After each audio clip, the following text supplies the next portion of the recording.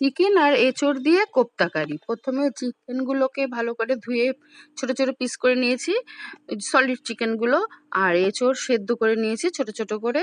তারপরে একসাথে পেস্ট করব। এর মধ্যে নুন, হলুদ, লঙ্কা, তারপরে একটু মিষ্টি, পেঁয়াজ, আদা, রসুন সব দিয়ে মাখিয়ে বেসন দিয়েছি। দিয়ে এইবার গরম তেলে ওগুলোকে বল বল পাকিয়ে ভেজে নিয়েছি। ভেজে নিয়ে ওই তেলেই আদা, রসুন, পেঁয়াজ পেস্ট করা ওইটাকে দিয়ে ভালো করে কষিয়ে নেব। তার মধ্যে টমেটো দিয়েছি, আর লঙ্কার গুঁড়ো, হলুদ গুঁড়ো, জিরের গুঁড়ো, ধনে গুঁড়ো, নুন দিয়ে ভালো করে কষবো। তার মধ্যে একটু গুঁড়ো গরম মশলা দিয়ে একটু ফ্যাটানো টক দই দিয়েছি, দিয়ে ভালো করে ওটাকে কষে নেব। নিয়ে তারপরে এবার যখন দেখবো বেশ সুন্দর কষা হয়ে গেছে, তারপরে একটু জল দেব। বেশি জল লাগবে না, গা মাখো মাখো হবে তো। তারপরে সেই ফুটে উঠবে, তখন ওইগুলো দিয়ে দেব, ভাজা বড়াগুলো কোপ্তার। সেই দিয়ে ফুটিয়ে নেবো ভালো করে, যাতে ভেতরে রসটা ঢোকে। হয়ে গেল আমার কোপ্তা কারি। সবার শেষে কাসুরি মেথি দেব। কেমন লাগলো বলো তো তোমরা?